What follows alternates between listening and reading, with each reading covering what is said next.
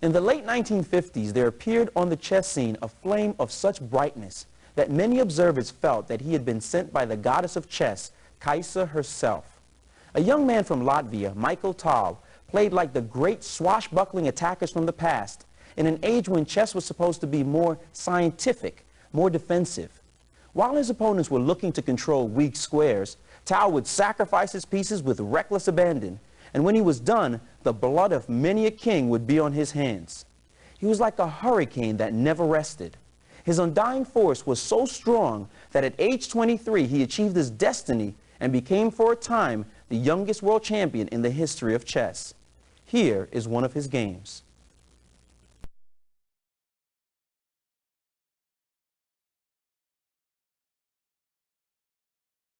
Usually, grandmasters will only push pawns in the center of the board at the beginning of a game. But this way of developing, called a fianchetto, is also good because it plans to put the bishop onto a very nice diagonal where it will control some key central squares.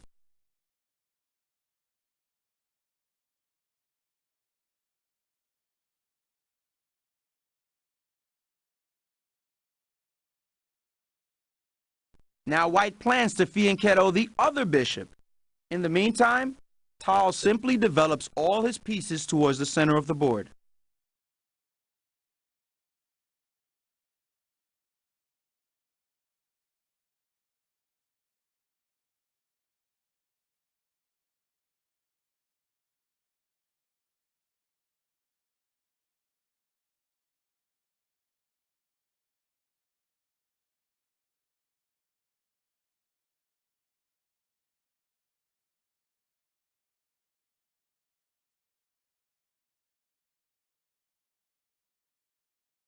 This is a bad move because it loses a pawn. White was thinking that he could get an attack on the left side of the board, but Tal is going to show that it's not that easy.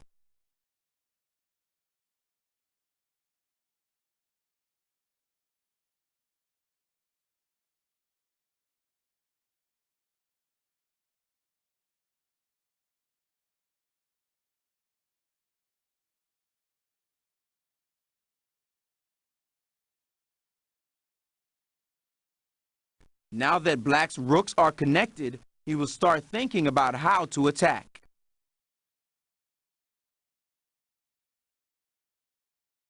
All of a sudden, the tornado begins.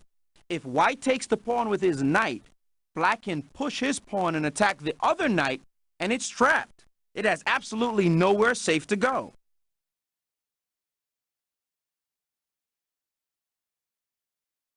Another wicked pawn move. This pawn is attacking the knight. It can't be taken by the e-pawn because black would rip off the white queen with his bishop.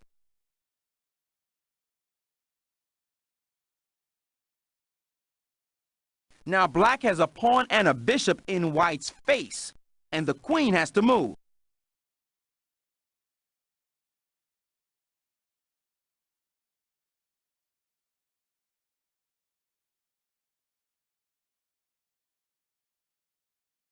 Now the other black bishop takes control of a vicious diagonal. The white rook has to move.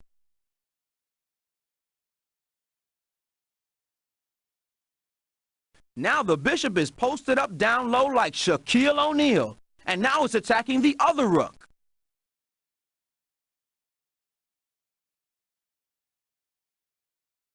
Now the general joins the action.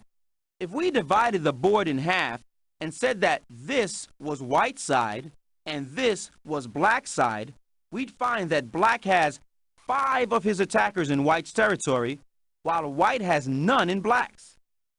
This is one way that you can tell who's dominating the position.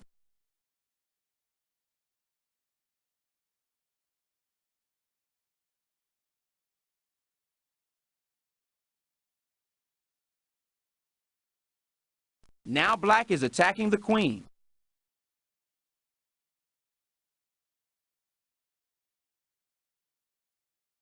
Does Tal ever stop attacking? Now his rook wants a piece of the action.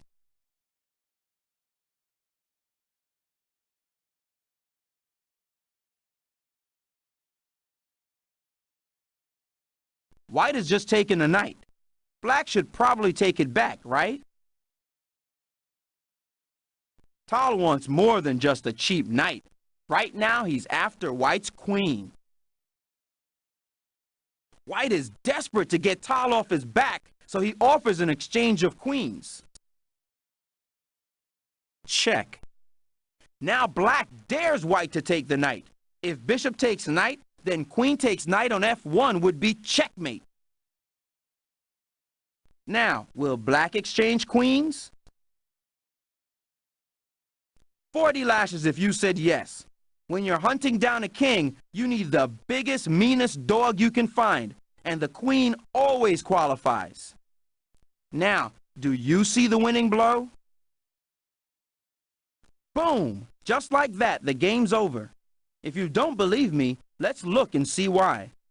First of all, Black wants to play the queen right in the king's face at g1, and that's checkmate. The knight's the backup. If White tries to take out the knight by capturing it with the bishop, then after bishop takes bishop check, White has to block with his knight. Then queen takes knight on f1 is checkmate. Did Tal see all that in his head?